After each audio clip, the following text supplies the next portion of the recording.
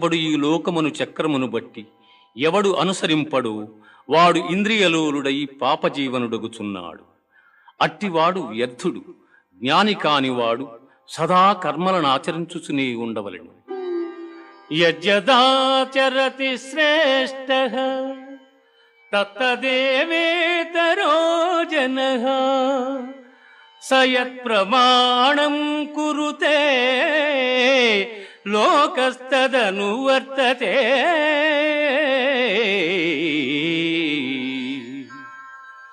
ఉత్తములైన వారు దేనిని ఆచరింతురు దానినే ఇతరులను ఆచరింతురు.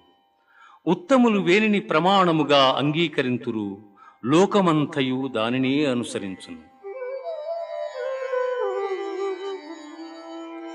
మయి సర్వాణి కర్మాణి సన్యస్యాధ్యాత్మచేతసా